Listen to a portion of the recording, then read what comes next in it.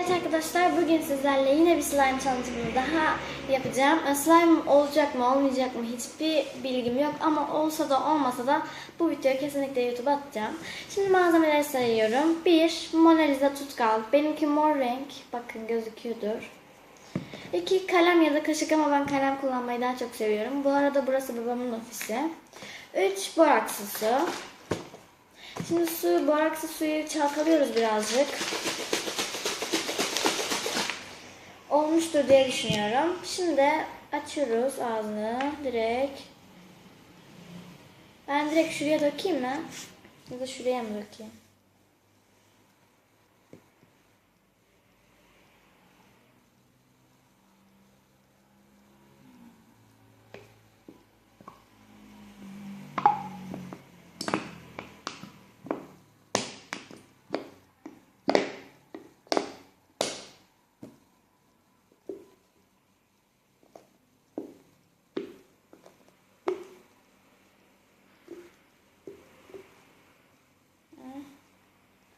Döktüm arkadaşlar. Şişe boşaldı.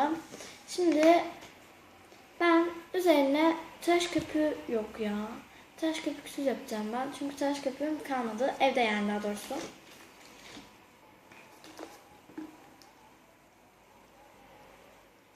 Tıraş köpüksüz olacak mı bilmiyorum ama deneyeceğim arkadaşlar. Sizin için yapıyorum. Normalde ben bu slime'ı böyle batırmazdım. Yani eve gider evde yapardım ama şu an ofiste yapıyorum. Nasılsa bilmiyorum. Siyah bir rengi var, bulandı.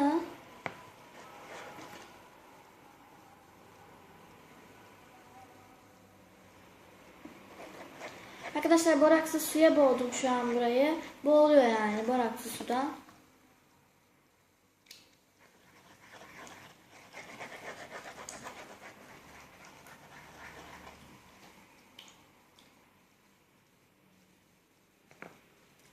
Ya lütfen jel olma ya. Her seferinde jel oluyor arkadaşlar slime'ım. Sinirleniyorum böyle yaptığımda.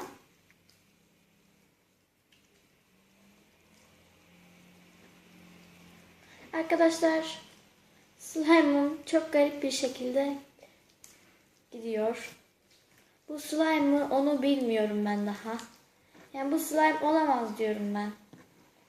Siz ne diyorsunuz?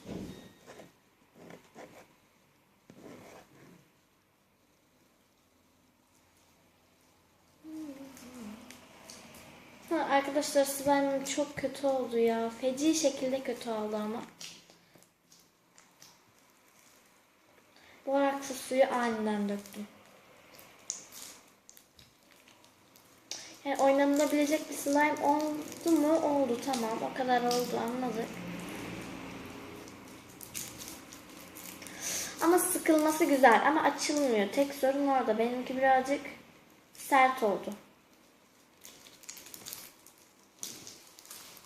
Şimdi buraya koyacağım. Burada oynayacağım. Bayağı katı olmuş arkadaşlar. Yani katı değil bu, bayağı katı. Ekstra mega katı. Bakın şunu dökersem belki açılır, bilmiyorum.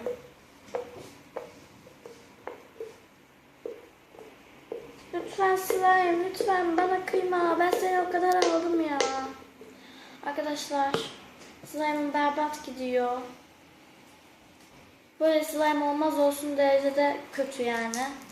Bu kadar kötü de görmedim yani ben.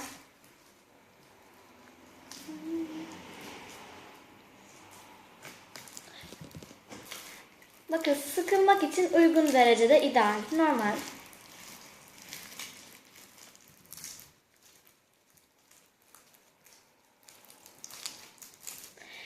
Evet arkadaşlar, benim videom bu kadar. Yani slime'ım böyle oldu ancak. Yani oynanılmıyor bu slime ya. Tıraş köpüğü olmadığından dolayı tıraş köpüksüz tam bir iğrenç oldu, bakın. Parçalanıyor. Bu sıkma slime oldu yani. Bunu sadece sıkacaksınız. Başka bir şey yapmayacaksınız. Ya da bunu alın taşa dönüşsün. Bu taş olarak koyun. Neyse arkadaşlar, bugünlük benden bu kadar. Yani slime'ım kötü oldu. Ellerim berbat derecede berbat. Üstüm ne halde bilmiyorum. Beyaz giydim bir de. Kirlenmemiş üstüm. Sizi çok seviyorum. Telefona kapatmak için dokunamayacağım galiba. Şurada temiz elimle dokunacağım.